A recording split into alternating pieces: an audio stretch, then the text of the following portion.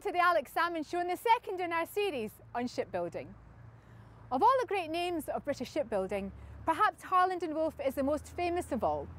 A century ago, the Belfast-based shipbuilder also had shipyards on the Clyde, in Liverpool, Southampton, in Derry and in Dublin, as well as no less than 6 here on the River Thames. If not the largest shipbuilder in the world, it certainly built the world's largest ships, with the Olympic class including the Titanic, proudly launched from the Belfast jetty before the Great War. The decline of the company matched that of British shipbuilding as a whole, with effectively the entire industry now confined to military orders, with little presence in any commercial shipping market, a world market now worth some $250 billion. At its peak, Harland Wolff employed nearly 40,000 people in building and repairing ships. Now consolidated back in Belfast, it employs little more than 100 people and hasn't built a ship for more than a decade, and specialises instead in making bridges and offshore turbines. However, a new management is planning a comeback, and in today's show, we examine whether Harland Wolff can recover to redeem its once proud boast of being the shipbuilder to the world. But first, over to Alex with your tweets, your messages and your emails. Well, first up this week is Tony Burke, who's commenting on Ian Waddell of the Shipyard Union's interview last week. He says, Ian Waddell talking good sense on the need for government to support UK shipbuilding on the Alex Salmond Show on RT this morning. And then Dougie Bendel says, really enjoyed today's show, brought to life the reality of shipbuilding in Scotland and the rest of the UK. The guests were great, bringing passion, hope and honesty. The supply ships contract must stay in the UK. And Kate says, yes, watched the show and was impressed by what you had to say. Working for the shipyard workers. My daughter lives in Govan next to the shipyard. They need the work to keep the community going. It's been a hard hit. Putting the work abroad will really hurt them. And finally, Kenneth Mackenzie says, Eck, whatever you're paying Tasmina, it's no enough. She's lovely, a brilliant politician. You should get a longer show with Tasmina doing some more interviewing. I think what you mean, Kenneth, I should be doing less. We'll see what we can do. Belfast skyline is still dominated today by Harland Wolff's famous twin gantry cranes, Samson and Goliath, built in 1974 and 1969 respectively.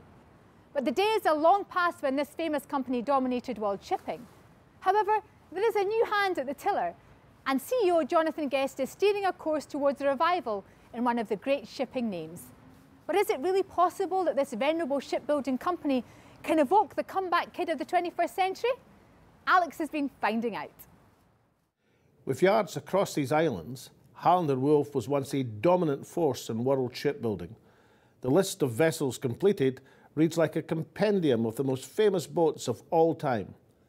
Iconic ships built by Harland Wolff include the Olympic-class trio Titanic, Olympic, Britannic, the Royal Navy's HMS Belfast, the Royal Mail Line's Andes, Shaw Savills Southern Cross, Union Castle's RMS Pendennis Castle, and P&O's Canberra. No one believes that Harland Wolff can reclaim all of this former glory, but the company's now back, bidding to build ships once again. Jonathan Guest is the new Chief Executive Officer. Jonathan, welcome to the Alex Salmond Show. Thank you. Tell me, what's it like to be the new Chief Executive Officer of one of the world's most famous companies? It's still sinking in, to be fair, Alex. I actually started in Harland Wolff in 1996 as one of 25 graduates and 120 apprentices, all started in the same year. And as an experience for a young man, as an engineer myself coming out of university, you couldn't think of anything better. Shipbuilding was still in its boom. We had 3,500 employees, and the experience you got as a young man coming through was just amazing. Unfortunately, things changed on the way through, and I had left for a period of about 12 years and went to work in other industries, in construction and fit out in countries all around the world. I came back about 3.5 years ago, and I think the one thing people had said was, you know, has it changed much, Jonathan? And of course there were familiar faces, there were familiar places, so I said no, it hadn't really. But of course it had, because we weren't the same scale or size of company that we had been back in those days. Yeah, you say about 3,000 employees back when you started, but I mean, Harland Wolff had 40,000 employees in the 1920s and now just over 100. Yeah. Can you really make a come back into shipping from that sort of level? I think we can, Alex. As I explain to customers, as I have to do, because they question, of course, ourselves, I said we still have the capability, just not the capacity currently. And by capability, I mean we used to have a drawing office of 300 people, a team of 20 naval architects and steel engineers and outfitting and piping and electrical. Now we have only a handful of each of those disciplines, but we still have them, and those people still have the shipbuilding experience and the wealth of knowledge that is there. We have honed those skills in a commercial environment, so I think we are very, very well placed to be able to take that forward and look at the next chapter of shipbuilding. But what I will say is that this current round of certainly in naval shipbuilding programs and things, if we miss out, if we don't get part of that, and the next round isn't for another 10 or 15 years, there won't be the guys still left who understand and were there building ships. You know, we'll have lost that forever, and that's a generational thing. So this is your route back in. The new frigate orders as part of a consortium, so as you can That's get correct. Harland Wolff back building ships again. I think the key thing, Alex, certainly from our perspective, is it's not necessarily just the volume and the quantity of work that, for example, Type 31 will give us. It's the longevity of the contracts. We operate in a fast commercial environment where big projects come and go. We still employ at our peaks anything up to 1,400 or 1,500 people on the site, but it's gone in 6 or 9 months. So therefore it's very hard to get continuity. It's very hard to bring young apprentices in and see them through their 3 years of their time into, you know, the skilled trades. It's hard to develop graduates when you're going through, whenever the commercial pressures of trying to keep the yard going in between contracts is so difficult. So that's your route back in? Very much so. I mean, working in along with other big companies, the likes of Babcock, who have the yard in Rosyth and Appledore and Ferguson's and ourselves, looking to see how we can really enact what Sir John Parker put in the National Shipbuilding Strategy to distribute, build, to retain the skills and to work together as a consortium of UK shipyards, which I think hasn't been done a lot in the past, Alex. So we've always been very adversarial and almost cutting each other's throats rather than coming together in this consortium type thing, because it's certainly something that we need within Harland Wolff, because whilst we have the, as I said earlier, the capacity is a big issue for us for building a ship. The capability is there, but it's about how we do that. So this seems to be a very good route to market for us. So John Parker, one of your illustrious predecessors at Harland Wolff, of course, you're fully behind his strategy of building up a base load in order to compete in other markets as well. Yeah, very much so. And I think some of what Sir John Parker has maybe missed, or has been missed from his report, is the element of doing this so that we can have a competitive shipbuilding industry. It's not just about farming out work to yards across the UK to keep them alive and keep them afloat, because as we know from past history, that doesn't work. We have to be able to compete with the Europeans and on a worldwide basis on a much better footing. And we do that by having centres of excellence. We do that by having high skills, automation. But all those elements require investment, and as we all know, investment has to come through a good business case, which you can only generate if there is some level of longevity of work and of contracts. It's very difficult for a yard like ourselves, who are dealing on a contract, project-to-project basis, to make those long-term investment decisions to upskill the workforce and also to uptool in our infrastructure. Even though, as probably as well known, Harland Wolff has one of the best and biggest infrastructures within the UK, and certainly in the top in Europe also. I mean, you've not been doing nothing since you built your last ship over a decade ago. I mean, what sort of activity has the yard been engaged in? Yeah, well, since we launched our last ship, which was the Anvil Point, in ship number hull number 1742, we've been involved predominantly in the energy industry, as I would call it, so oil and gas, and most latterly offshore wind. So the renewable industry, and certainly the drive within the UK to promote the renewable industry, has been a very, very good one. So that's the market that we have played in. We have came through a number of times doing logistics type projects, assembling and bringing the components that were built in other countries, and latterly we're actually manufacturing and putting the components together ourselves.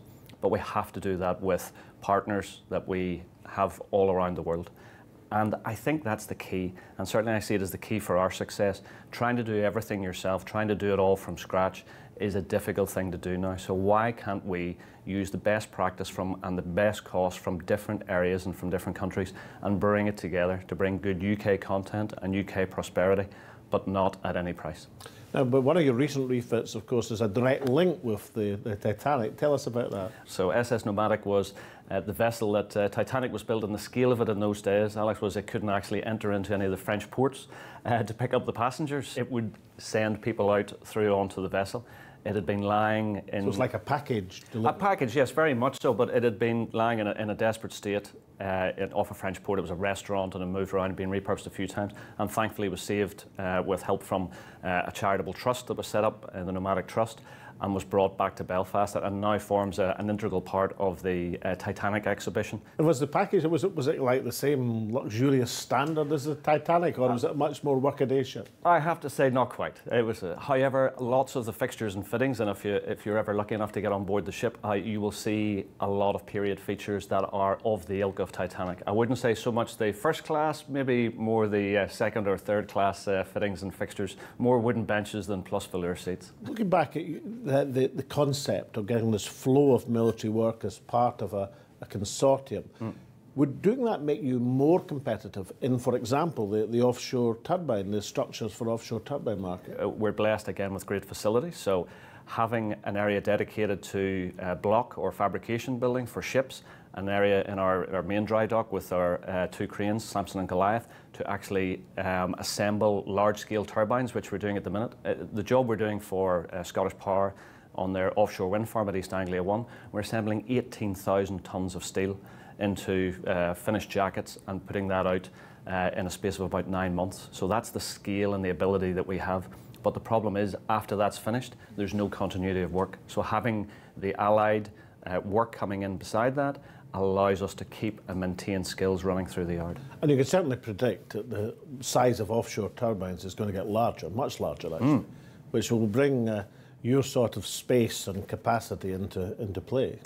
Very much so, and we're seeing it already. You see turbine sizes now pushing 10 megawatts and going beyond that. So the infrastructure is not necessarily there within the UK. Tell me a bit about the pride of a community in launching a ship. I mean, can you get the same satisfaction of launching a large offshore turbine, or is there something really special about launching a ship? I have to say, Alex, that I am still a child at heart. When the crane goes past my window with a 300 or 400 ton piece of steel attached to it, I still have to stop and look out and in awe at this going together.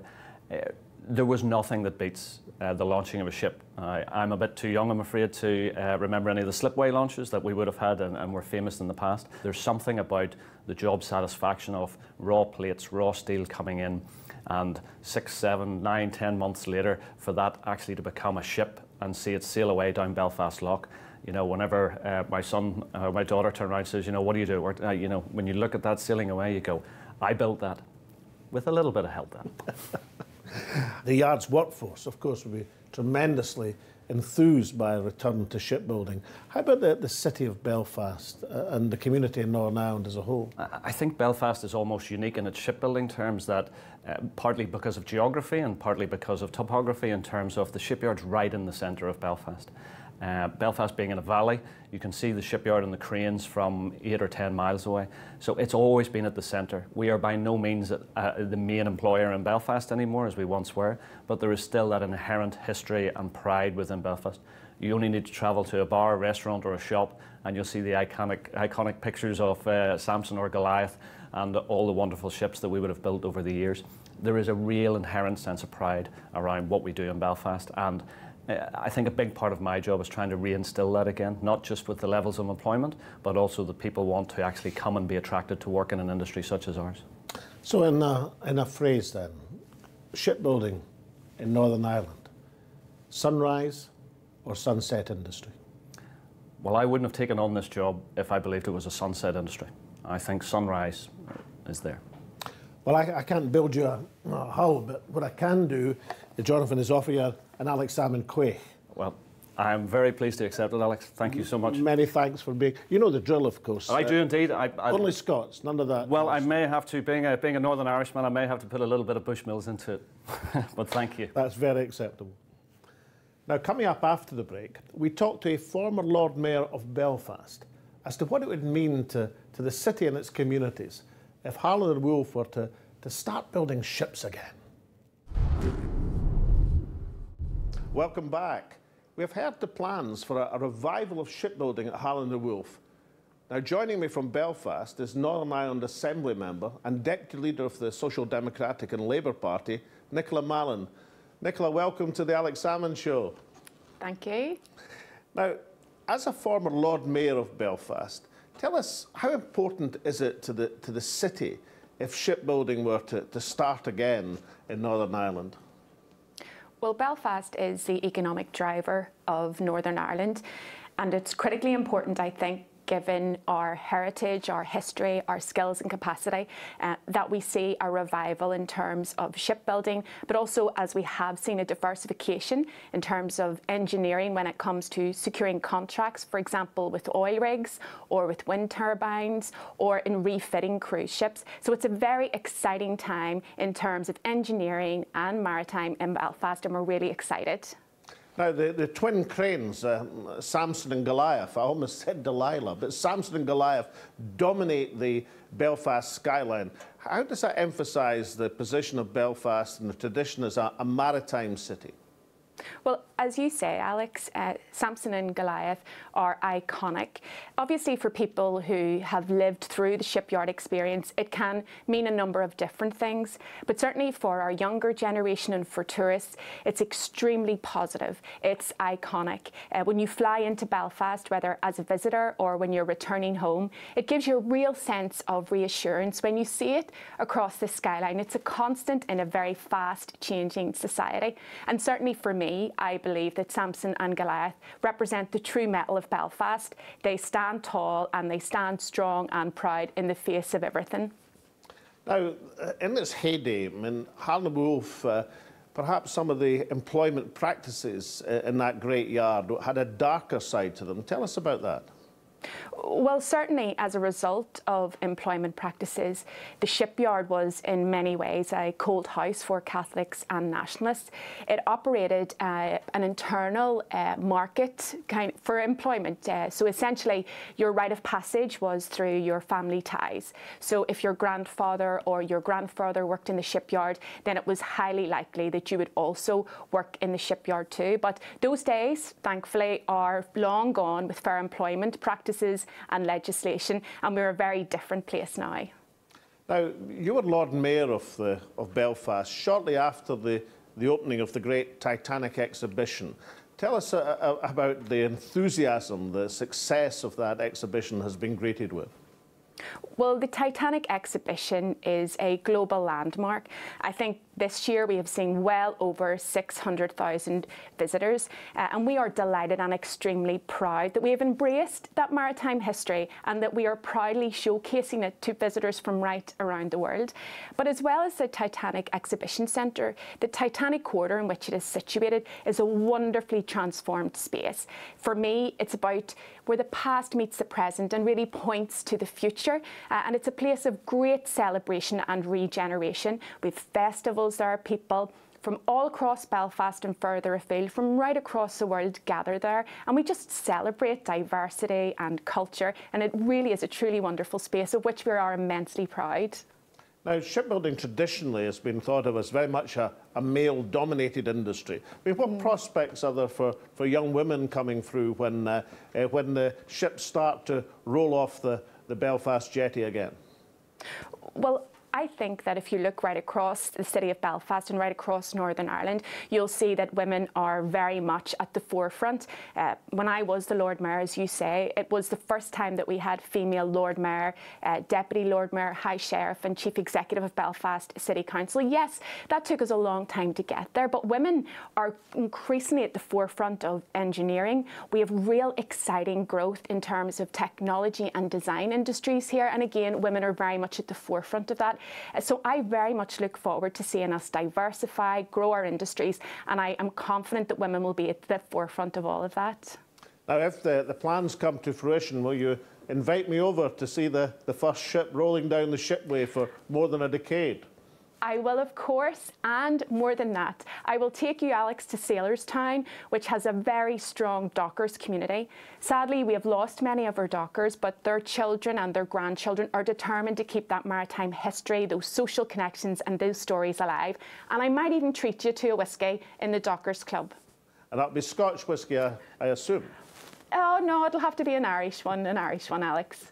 Recently, the Harland Wolff have been concentrating on building the steel structures for seaborne wind turbines, which is obviously an expanding and a very, very productive industry.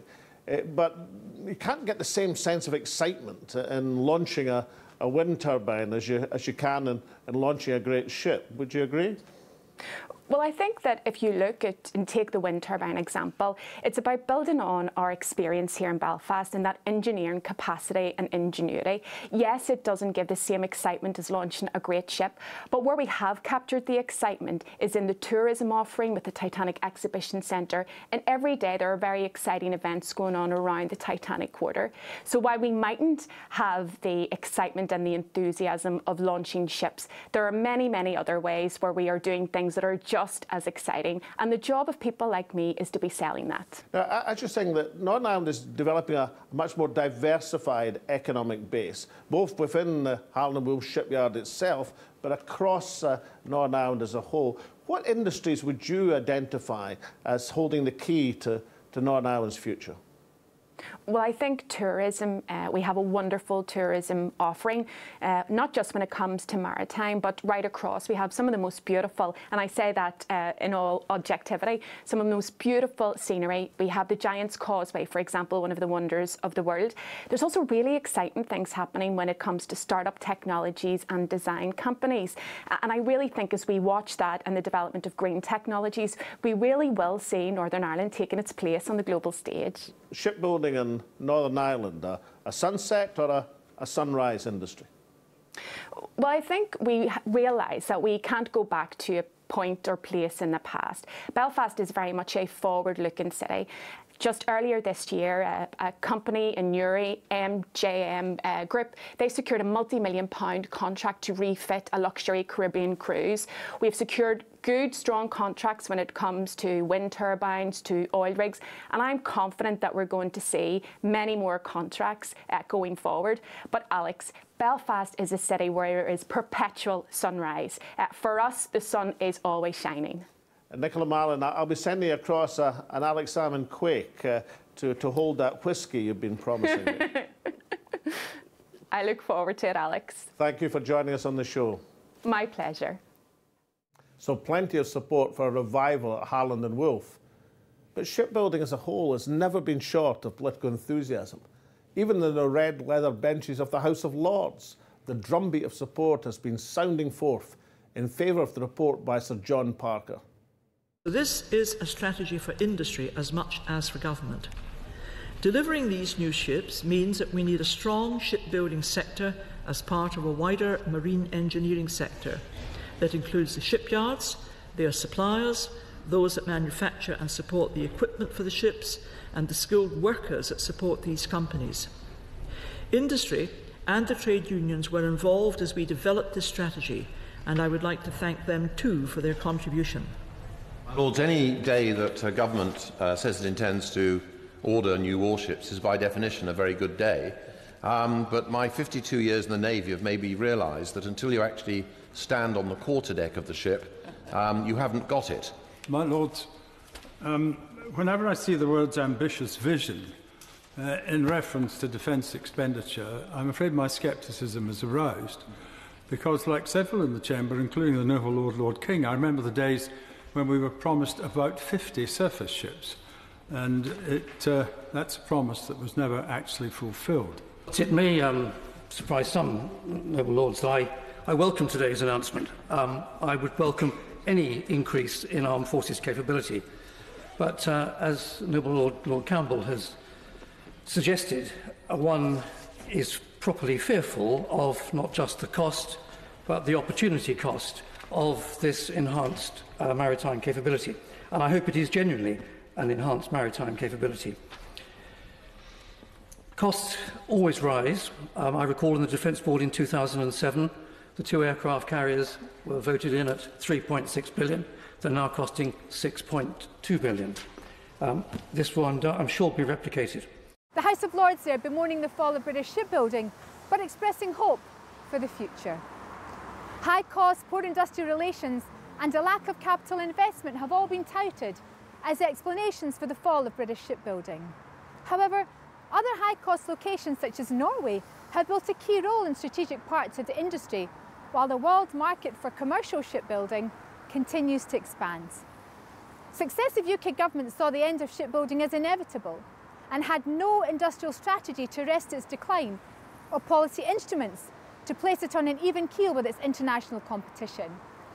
Now, there is a strategy in the shape of Sir John Parker's report, but there are serious doubts if the wish and the will exists to carry it through. In the register of British shipbuilders, there are half a dozen UK yards listed as still building ships, and no less than 30 listed as defunct. Those that remain as significant forces are concentrated on building for one customer, the British public, and for one industry, defence. However, the plan to use the defence order book as a base for expansion depends on the drumbeat of military orders. As we heard on last week's show, the workers believe that only a full-scale campaign can win the day. Harland Wolff are one of the iconic names of the industry's past. It would be entirely fitting if they can be a part of a brighter future. Next week we go north to the River Clyde to examine the prospects of another shipbuilding phoenix emerging from the ashes. Bought out of receivership in 2014, Ferguson, Scotland's last commercial shipbuilder on the Lower Clyde, is also planning a revival. In the last of our series on shipbuilding, we talk to the management and workforce planning this revival. Join us then. But for now, from all of us here at the Alex Salmond Show, we'll see you next week.